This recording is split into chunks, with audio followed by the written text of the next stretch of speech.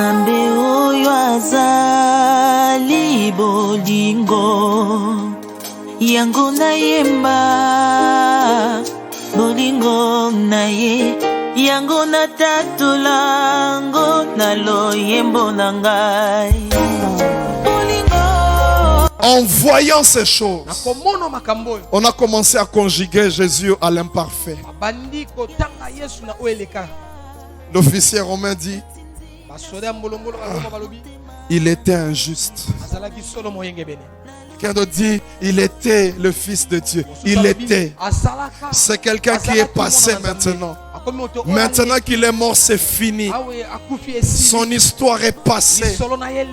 J'aimerais dire à quelqu'un, Dieu est toujours au contrôle. Il y a des gens qui disent que ton histoire est passée. Il y a des gens qui te conjuguent à l'imparfait. Il y a des gens qui parlent de toi d'hier. Mais j'aimerais te dire, Dieu est au contrôle, au contrôle. Alléluia. Nous acclamons notre Dieu. Notre Dieu est merveilleux. Je vous salue tous au nom de notre Seigneur Jésus. La semaine qu'on est en train de clôturer, il y avait un événement merveilleux. Jogging de prière. Et nous avions pour thème: qui nous roulera cette pierre? Qui nous roulera cette pierre? Et comme nous l'avions annoncé, aujourd'hui nous allons clôturer. Mais comme c'est le début du mois de mai, nous allons aussi déposer une parole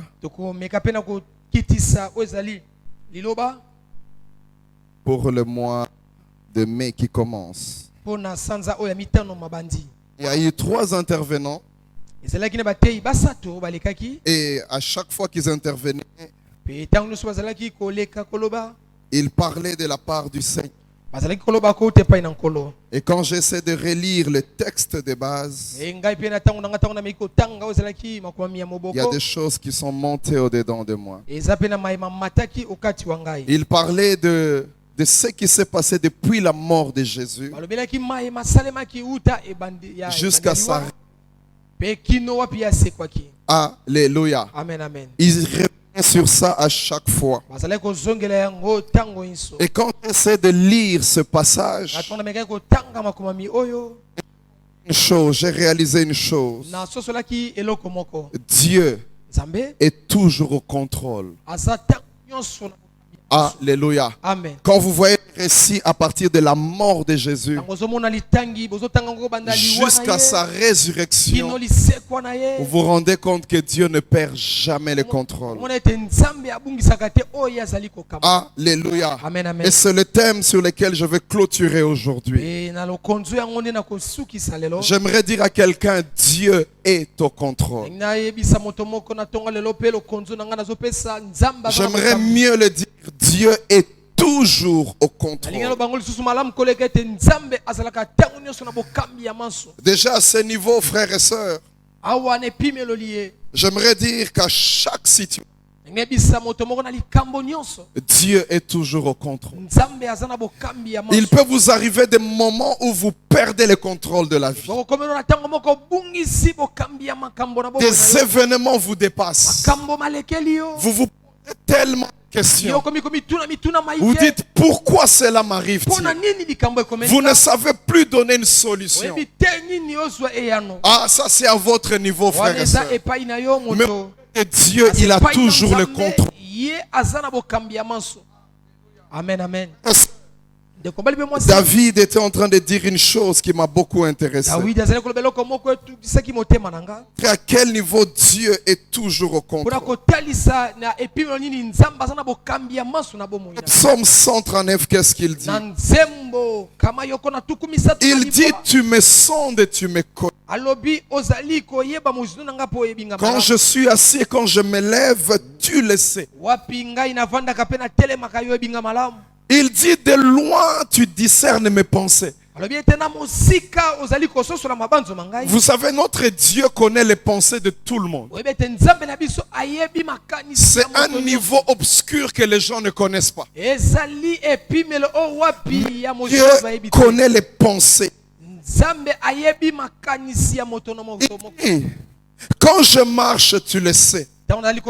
Quand je me couche, tu le sais. Les chemins par lesquels je passe, tu les connais. Au verset 4, il dit, bien avant qu'un mot vienne sur mes lèvres. Alléluia. Avant que je ne parle, tu as déjà le contrôle de ce que je veux dire. Quand je lisais ça, j'avais une image dans la tête. Je me disais, les pensées sont à Sosimat. Les paroles sont à avant que les pensées n'arrivent à Kitam, en cours de route, Dieu sait déjà comment c'est que tu vas dire. Alléluia. Amen. Il a le contrôle de tout. Et qu'est-ce qu'il ajoute? Il dit, où pourrais-je aller loin de ton esprit? Si je dis je vais au ciel, tu y es. Si je dis je vais descendre plus bas, là aussi tu es. Si je veux me réfugier dans les ténèbres, tes yeux voient tout. J'aimerais dire à quelqu'un, Dieu est ton contrôle. Alléluia. Amen, amen. Abraham allait avec son fils Isaac. À un certain moment, Isaac pose la question à Abraham. Papa, je vois le bois, je vois le feu. Mais où est l'offrande? Il y a quelque chose qui nous manque dans ce que nous devons faire. Abraham n'a aucune réponse, mais il répond simplement, à la montagne, Dieu, il pourvoira.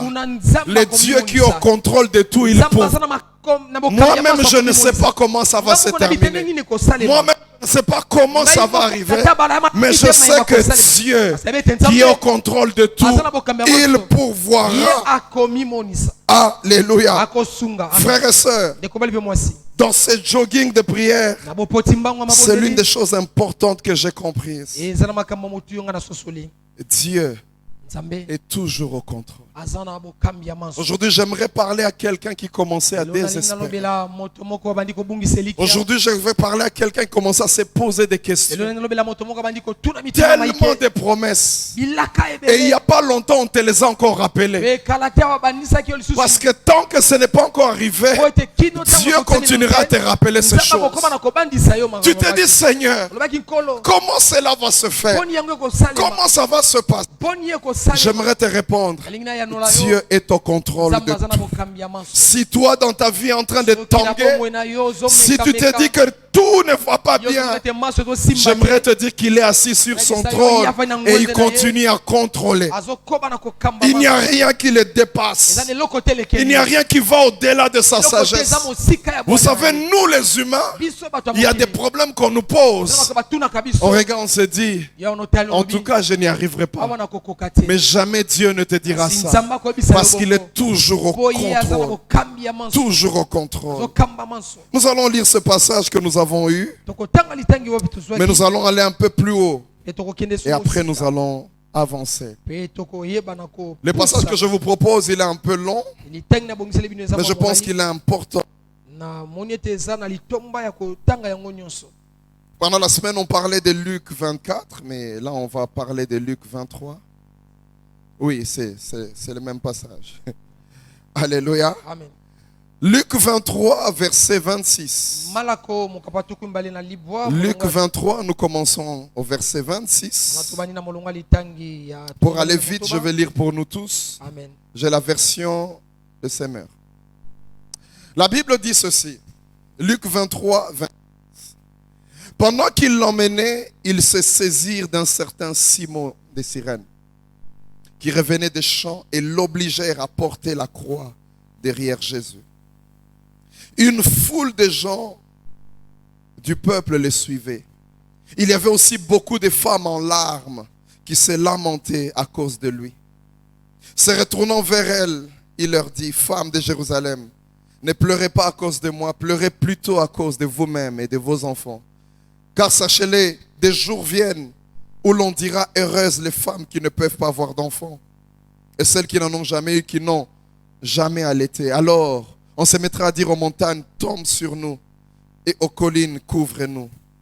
Verset 31, Jésus dit une chose terrible, il dit, car si l'on traite ainsi le bois vert, qu'adviendra-t-il du bois mort? Avec Jésus, on amena aussi 2 autres hommes, les bandits qui devaient être crucifiés en même temps que lui. Lorsqu'ils furent arrivés au lieu appelé le crâne, au Golgotha, on cloua Jésus sur la croix, ainsi que les 2 bandits, l'un à sa droite, l'autre à sa gauche. Jésus pria, Père, pardonne-leur, car ils ne savent ce qu'ils font. Les soldats se partagèrent ses vêtements en les tirant au sort. La foule se tenait tout autour et regardait. Quant au chef du peuple, il ricanait en disant, lui qui a sauvé les autres, qu'il se sauve donc lui-même, s'il est le Messie, l'élu de Dieu. Les soldats aussi se moquaient de lui. Ils s'approchaient et lui présentaient du vinaigre en lui disant, si tu es le roi des Juifs, sauve-toi toi-même. Au-dessus de sa tête, il y avait un écriteau portant ces mots, celui-ci est le roi des Juifs. L'un des 2 criminels attaché à une croix l'insultait en disant, n'es-tu pas Messie? Alors sauve-toi toi-même et nous avec. Mais l'autre lui fit des reproches en disant, tu n'as donc aucun respect de Dieu, toi, et pourtant tu subis la même peine. Pour nous, ce n'est que justice, nous payons pour ce que nous avons fait, mais celui-là n'a rien fait de mal. Puis il ajouta, Jésus, souviens-toi de moi quand tu viendras régner. Et Jésus lui répondit, vraiment, je te l'assure, aujourd'hui même, tu seras avec moi dans le paradis. Verset 44, il était environ midi quand le pays tout entier fut plongé dans l'obscurité. Et cela dura jusqu'à 3 heures de l'après-midi. Le soleil resta entièrement caché. Les grands rideaux du temple se déchira par les milieux. Alors Jésus poussa un grand cri. Père, je remets mon esprit entre tes mains. Après avoir dit ce mot, il mourut. En voyant ce qui s'était passé, l'officier romain rendit gloire à Dieu en disant, aucun doute, c'est juste. Après avoir vu ce qui était arrivé, tout le peuple, venu en foule pour assister à ces exécutions, s'en retournant, en se frappant la poitrine. Tous les amis de Jésus ainsi que les femmes qui l'avaient suivi depuis la Galilée se tenaient à distance pour voir ce qui se passait. Il y avait un homme appelé Joseph, un membre du grand conseil des Juifs. C'était un homme bon et droit, qui n'avait pas approuvé la décision ni les actes des autres membres du grand conseil. Il venait d'Arimathée en Judée et attendait le royaume de Dieu. Il alla demander à Pilate le corps de Jésus. Après l'avoir descendu de la croix, il l'enroula dans un drap de lin et le déposa dans un tombeau taillé en plein rocher, où personne n'avait encore été enseveli. C'était le vendredi, avant le début du sabbat. Les femmes qui avaient accompagné Jésus depuis la Galilée suivirent Joseph. Elles regardèrent le tombeau et observèrent comment le corps de Jésus y avait été déposé. Verset 56. Ensuite, elles retournèrent chez elles et préparèrent des huiles aromatiques, des parfums. Puis elles observèrent le repos du sabbat comme la loi le prescrit. Acclamons la parole de Dieu. Un passage long, mais qui était important par rapport à l'objectif que nous avons ce matin. Ce récit nous dépeint un moment de désolation, un moment de tristesse, un moment où tout le monde est en train de désespérer. Tout a commencé à Gethsemane quand on est venu arrêter Jésus. On attrape Jésus et les disciples voient qu'on est en train de l'emmener. Il n'y a aucun secours. Personne n'arrive à les détacher des mains de ces personnes qui sont venues le prendre. On l'emmène et il voit comment Jésus est en train de partir. Ils arrivent jusqu'au lieu où on est en train de condamner Jésus. Toutes les personnes viennent et on commence à parler par rapport à ce que Jésus doit subir. Peut-être jusqu'à ce niveau-là, les gens se disaient d'un moment à l'autre, Dieu va intervenir. À l'autre, il y aura quelque chose qui va se passer. Mais rien ne s'est passé. On voit Jésus en train de monter le lieu qu'on appelle le crâne ou Golgotha.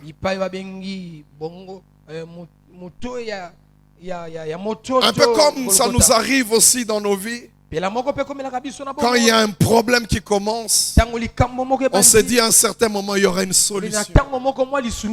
On se dit qu'à un certain moment quelqu'un va intervenir. Et là les inquiétudes ne commencent pas. Quand tu as encore de l'espérance, tu n'as pas.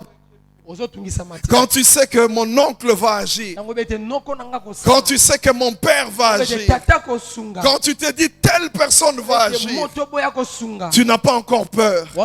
Mais quand tu vois tes solutions les unes après les autres sont en train de passer sans pouvoir agir, là les inquiétudes commencent. Alléluia.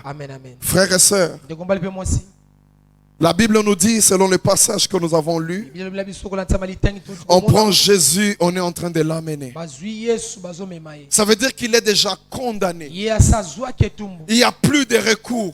Il est en train d'aller pour son exécution. Pendant qu'on voyait encore Jésus en vie, on pouvait se dire, il y aura quelque chose qui va se passer. Peut-être des anges vont descendre. Enlevé de là.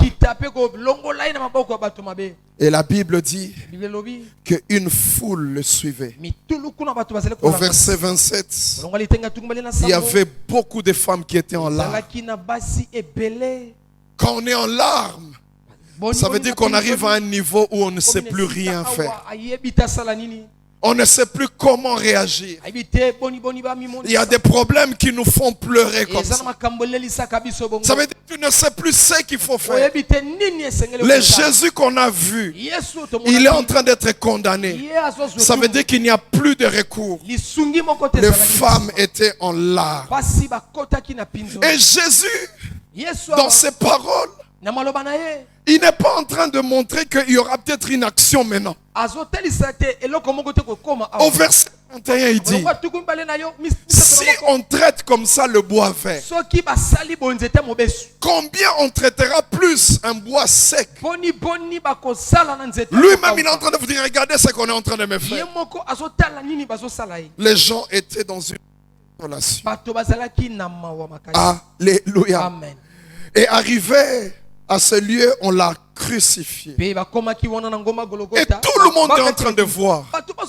On place les clous sur les mains, sur les pieds. Et voilà, on fait lever la croix. Et tout le monde regarde. C'est notre Jésus. C'est celui qu'on a appelé maître, qu'on est en train de placer à la croix. Ils n'en reviennent pas. Tant de désolation. Jésus lui-même disait que l'heure du ténèbre est enfin arrivée. Frères et sœurs, les soldats qui étaient là, ils ont commencé à partager ses vêtements. Ils se moquaient de lui. Même les chefs de l'église à l'époque se moquaient de lui. Ils disaient, si tu es vraiment le Fils de Dieu, sans de là, qu'on puisse voir. Des fois il y a des problèmes qui nous disent ça. Si vraiment tu es enfant de Dieu, pourquoi ça t'arrive comme ça? Il y a des gens même dans la famille, on leur a dit, toi qui pries beaucoup, pourquoi tu vis ce que tu vis? Il y a des gens c'est arrivé comme ça. Ils se sont posé la question, Seigneur, qu'est-ce qui m'arrive? J'aimerais dire à quelqu'un, Dieu est toujours au contrôle. Que soit ce que tu vois, Dieu est toujours au contrôle. Alléluia. Amen. Il s'est moqué de lui. On prend ses habits. Je m'imagine si moi et toi on était là. On voit Jésus déshabillé. Les gens se partagent ses vêtements. Il est cloué. Le sang est en train de couler. Facilement on peut se dire c'est fini. Les gens qui étaient là, ils suivaient les spectacles. Au verset 44, pendant tout ce temps, Jésus était encore en vie. La Bible dit, tant qu'on est en vie, il y a quoi? De l'espérance. Quand on est déjà mort, y a-t-il encore espérance? Alléluia. Quand les choses sont déjà passées, y a-t-il encore espérance? Quand les opportunités sont finies, y a-t-il encore espérance?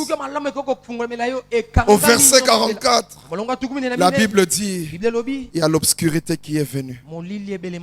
Ça a duré 3 heures. Le soleil entier était caché.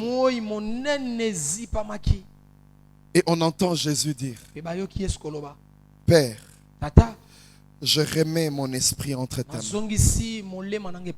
Il ne dit pas, Père, sors-moi d'ici. Il ne dit pas, vous allez voir la puissance de Dieu. Lui-même, il dit, je remets mon esprit. Les gens qui l'ont entendu, qu'est-ce qu'ils se sont dit? C'est il n'y a plus d'espoir. Et la Bible dit, après avoir prononcé ces mots, il est mort. Fini. Plus d'espoir. C'est Jésus qu'on a adoré. Il vient de partir. La Bible dit au verset 40, en voyant ces choses, on a commencé à conjuguer Jésus à l'imparfait. L'officier romain dit, il était injuste. Quelqu'un d'autre dit, il était le Fils de Dieu. Il était. C'est quelqu'un qui est passé maintenant. Maintenant qu'il est mort, c'est fini. Son histoire est passée. J'aimerais dire à quelqu'un, Dieu est toujours au contrôle. Il y a des gens qui disent que ton histoire est passée. Il y a des gens qui te conjuguent à l'imparfait. Il y a des gens qui parlent de toi d'hier. Mais j'aimerais te dire, Dieu est au contrôle, au contrôle. Alléluia. Amen, amen. La Bible dit au verset 48, tout le peuple qui était venu en foule, la Bible dit pour assister à ces exécutions, qu'ils voient d'eux-mêmes comment les choses sont en train de se terminer. La Bible dit c'est frapper la poitrine. À l'époque c'est comme ça qu'on s'est lamenté. Et la Bible dit il rentrait. Le spectacle est fini. Celui que nous avons suivi, qui a fait des miracles, qui a sauvé Lazare, qui a accompli de grandes choses. Ils se disent c'était son époque. C'est fini. La Bible nous parle même de ces gens de Maïs.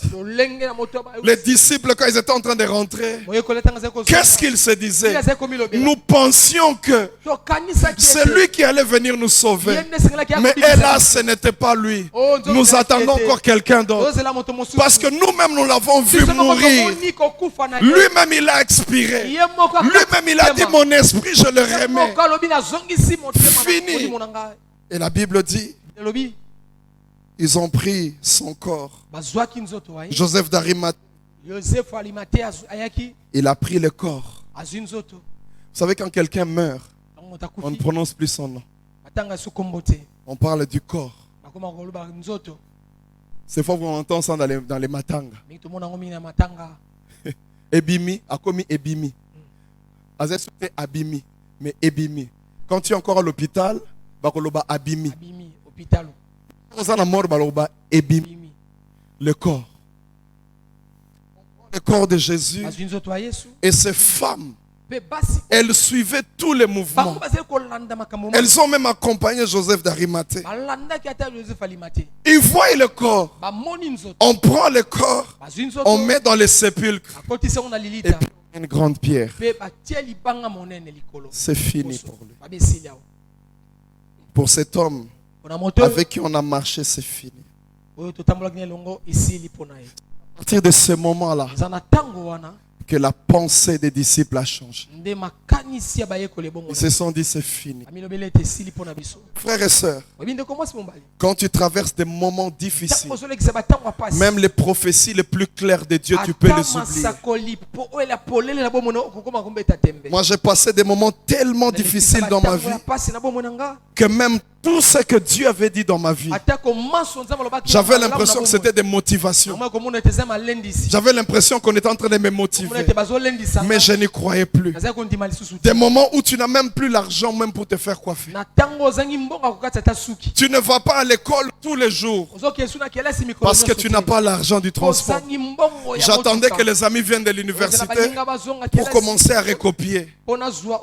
Et là un homme vient me dire, Patrick, là j'étais où ça, à Matadi-Mayo, très loin. J'étais devenu cambiste, en train de changer de l'argent. Pas en ville, mais à Matadi-Kibala. L'un de mes amis est venu. On était tous sur une rangée. On est tous des cambistes. Un jour, une dame est passée. Elle n'a pas parqué juste devant moi, elle a parqué plus loin. Et puis elle m'a appelé. Je me suis dit, ah, comment on peut m'appeler comme ça?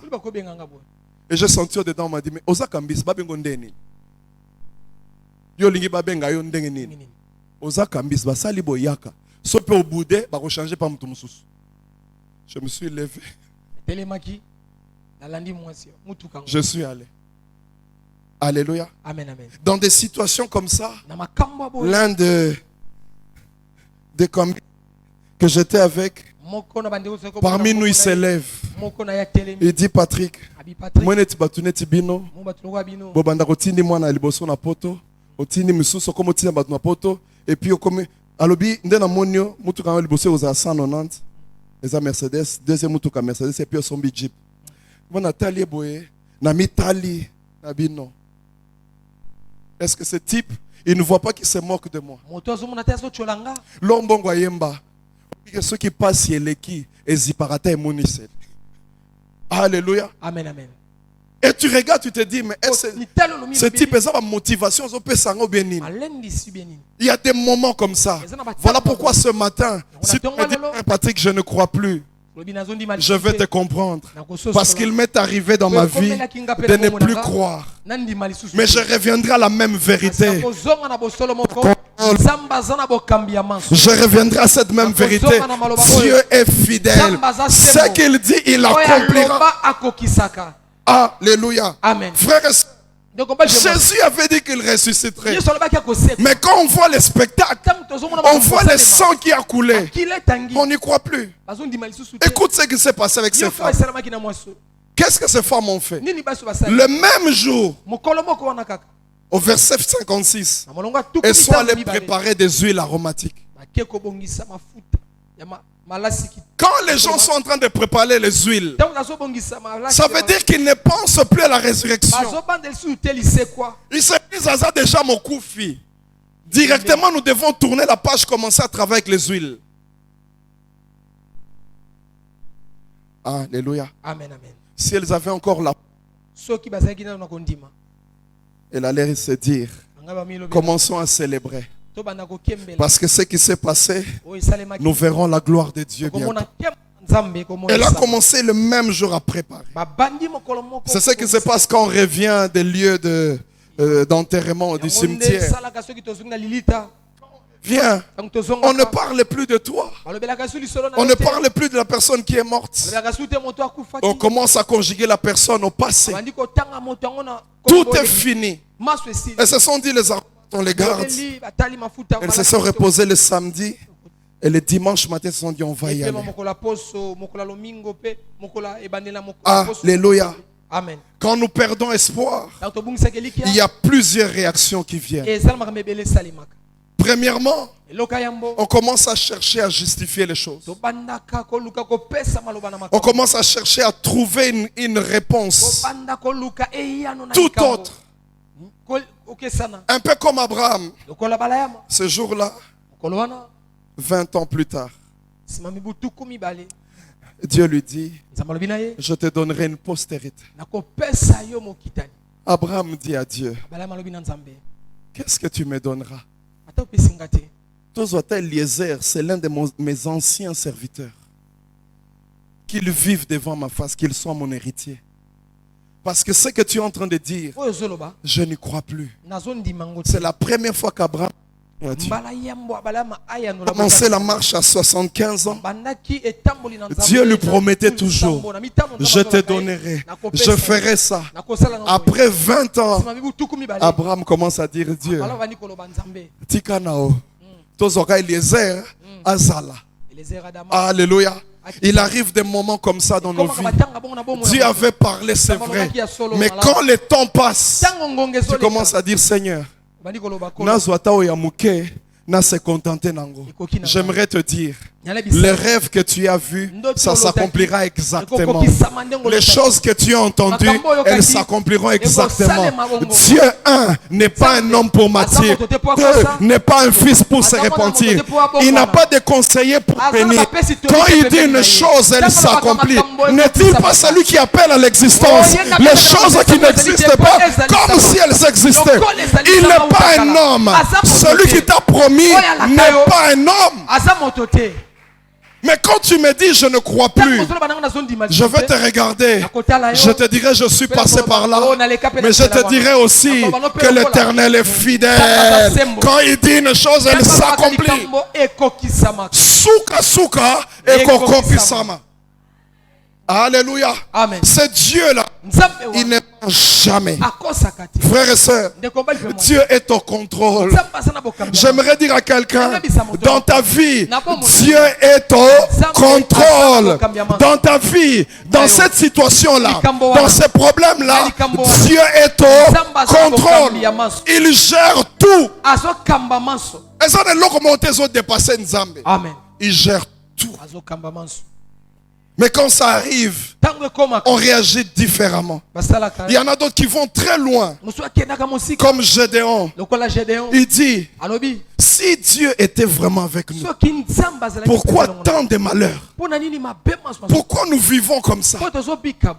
Et il dit, en réalité, Dieu nous a abandonnés. Gédéon l'a dit. En réalité, il nous a abandonnés. Quand il parle comme ça, je me rappelle de l'époque où ma mère est morte. Nous avons commencé à aller à l'église très jeune. J'étais même dans à l'époque. Amen. Mais quand notre mère est morte, mon grand frère, il a perdu la foi. Il a dit comment la personne qui nous aide dans la vie, la personne qui a des projets pour nous, pourquoi c'est la personne que Dieu prend? Il a dit non, je n'y crois plus. Comment je vais continuer à croire?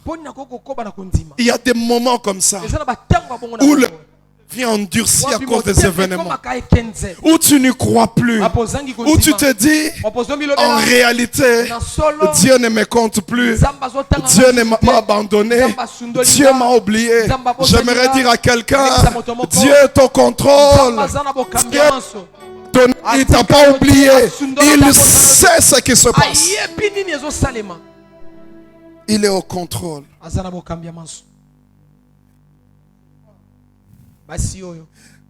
J'aimerais petit à petit commencer à chuter. J'aimerais que quelqu'un soit comme ces femmes. Ces femmes prennent, elles achètent des aromates. Elles font des... Mais c'est pour un mort. C'est pour quelqu'un qui ne fait plus rien. J'aimerais que tu continues à adorer Dieu même quand tu ne vois rien. J'aimerais que tu continues à lever Dieu même quand tu ne vois rien. Parce qu'en réalité, Dieu n'est pas mort, Dieu est vivant. Et il y a des moments comme ça où tu continues à adorer mais tu ne vois rien. Ce sont des moments où tu marques Dieu. C'est quelqu'un qui ne sait plus rien faire. C'est quelqu'un qui n'impose plus les mains. Ils se sont dit, nous allons mais qui? Le corps, mais pas Jésus. Il n'a plus rien à nous donner. Mais il reste mon Seigneur. Oh, j'ai beaucoup aimé la réaction de Marie. On a appelé Jésus. Lazare est malade. Jésus est resté 2 jours. Et le temps qu'il vienne, Lazare est mort. On dit que Jésus passait par là très souvent. Quand il arrive, déjà Marthe commence. Vous savez, quand il y a deuil de quelqu'un de la famille et tu n'es pas venu, tu auras des réprimandes à un niveau.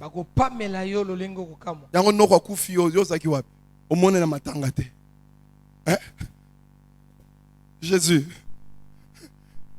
Lazare, ton ami, vient de mourir. On a envoyé un message. Tu as na WhatsApp. Tu as au téléphone un message. Mais oyete. Marthe a yambi. Si tu étais venu avant. Comment une phrase on est là? Et là qui le loyer est trop tard. Si tu étais venu, il n'allait pas mourir. Mais maintenant, il n'y a plus rien à faire. Jésus regarde la dame. Il lui dit, si tu crois, tu verras la gloire de Dieu.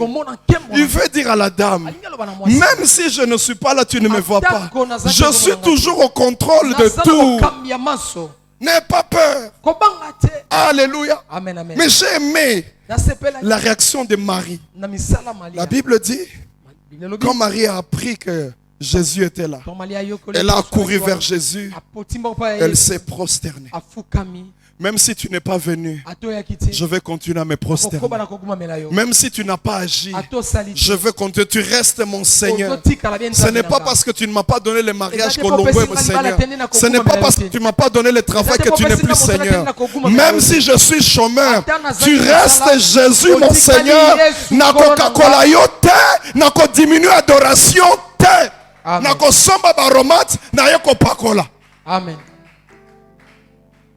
C'est des moments où on marque Dieu. Là où tu es en train de dire Seigneur, mais otikali nzambe. Amen. Atana monite otikali nzambe. Bon nzambe na yo changer tes propensités. Amen. Alléluia. Amen. Bon nzambe na yo etikali. Elles ont amené des aromates. Elle s'est posé des questions. Alléluia. Amen. Elle se demandait qui va nous rouler cette pierre. Parce que biso to posa ko sala musala. Biso to lingi to adorer nkolo, mais qui va enlever cette pierre? La Bible dit quand ils ont levé les yeux, ils se sont rendus compte que la pierre était déjà roulée. Tu sais, quand tu adores Dieu dans les problèmes comme ça, quand tu vas ouvrir les yeux, tu te rendras compte qu'il avait déjà accompli. Tu vas constater sa gloire. Tu vas constater qu'il est Dieu. Alléluia. Elles arrivent à voir la pierre déjà déplacée. Et on leur dit, pourquoi cherchez-vous un vivant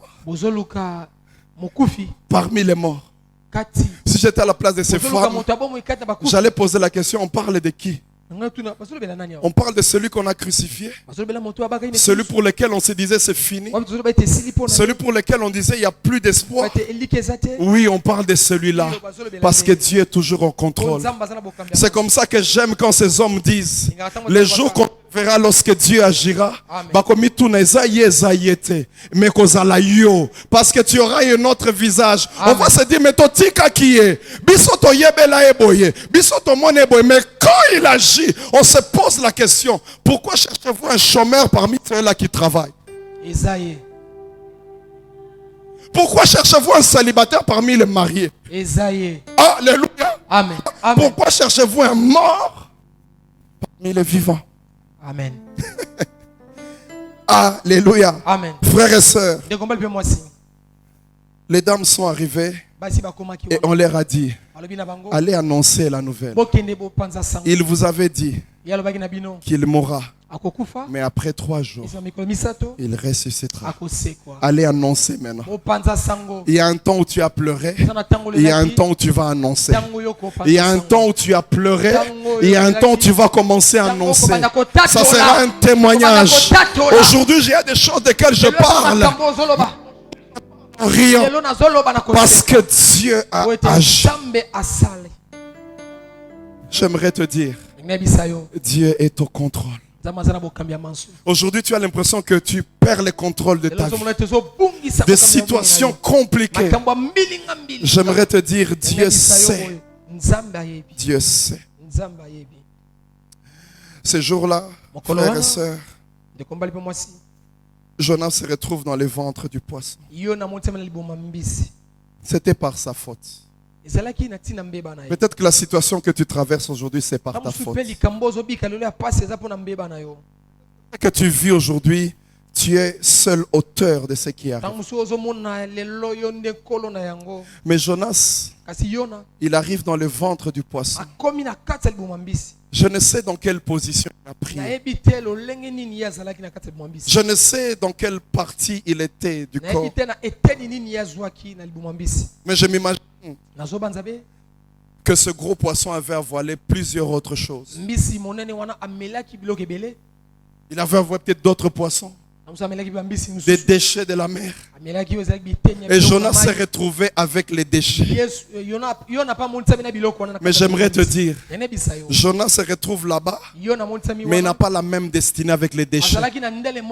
Il se retrouve avec les autres poissons. Les autres seront digérés, mais pas Jonas. Jonas a un avenir. Aujourd'hui, tu te retrouves dans le ventre du problème. Aujourd'hui, tu te retrouves dans des situations. Mais j'aimerais te dire, ce n'est pas ça l'arrêt de ta vie.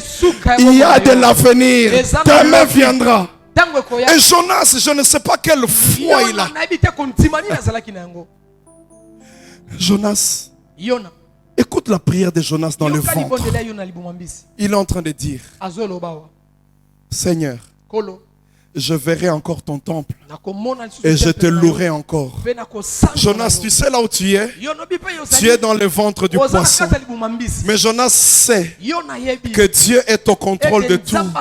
Même dans le ventre du poisson, même dans ces lieux où la famille n'y est plus, où les amis ne sont plus. Je suis dans le ventre. Il y a apparemment plus d'espoir. Je ne sais s'il priait dans son cœur. Je ne sais si c'était des paroles crier. Mais dans le ventre du poisson, j'aimerais te dire, Dieu écoute les prières. Même quand tu es dans le ventre du poisson, il écoute les prières. Frères et sœurs, il dit, je verrai encore son temps. J'aimerais que quelqu'un qui est désespéré aujourd'hui, qu'il dise, je verrai encore sa main. Dans le passé, tu as vu la main de Dieu. Tu as glorifié. J'aimerais te dire, celui qui a fait hier, il fera aujourd'hui, il fera demain. Il y a des choses qui sont des signes pour toi. Tu étais tellement malade, tu pensais que tu allais mourir, mais Dieu t'a ramené. C'est un signe qu'il te dit, je suis au contrôle de tout, je gère tout. Je suis au-dessus de tout. Si moi je n'ai pas parlé, rien n'arrivera. Si moi je n'ai rien dit, rien n'arrivera. Alléluia. Frères et sœurs, laisse-moi te dire, Dieu est toujours, j'aimerais dire toujours, il est toujours, j'aimerais dire toujours au contrôle. Il y a des fois les gens de la famille n'y arrivent plus. Il y a des fois les membres de la famille n'y arrivent plus. Les amis, tu as tellement pleuré. Tu as tellement cherché. Mais laisse-moi te dire, tourne les yeux vers celui qui connaît tout. Jésus, il est au contrôle. Et il gère toutes choses. Jonas, dans le ventre, il dit, je le louerai encore. Je suis englouti. Les hommes ne me voient plus. Mais je vais encore le louer. Vous savez, la louange, c'est dire ce que Dieu a fait. Il veut dire en d'autres termes, Dieu agira encore et je chanterai encore et j'adorerai encore. Je l'ai loué dans le passé à cause de ce qu'il a fait. Mais attends, je serai au temple, nako témoigner. Amen. Amen. Je le louerai encore. Frères et sœurs, Dieu est toujours au contrôle. Il y avait des jeunes gens qui étaient en prière un jour. C'était avant la guerre mondiale. Et dans ces temps-là, Dieu dit à l'un d'eux, tu seras très riche. Et avec ton argent, tu soutiendras l'œuvre de Dieu.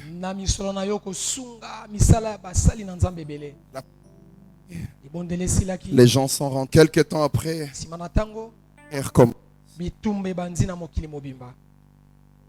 et ce jeune homme, il se retrouve en train de fuir la guerre. Et là où il fuyait, il y a une bombe qui a éclaté à côté de lui. Ça a cassé l'endroit là où ça a éclaté. C'était une fosse septique et il est tombé dedans. Il est descendu très bas. Il cherchait à sortir. Il y avait des décombres sur lui. Il était là. Il se posait des questions. Est-ce que Dieu a... Je sens que je suis en train de mourir. Mais Dieu avait dit que je serais riche et que je soutiendrais l'œuvre de Dieu. Il était là, il se débattait en plein excréments. Des décombres autour de lui, sur lui. À un certain moment, il a cru comme père de connaissance.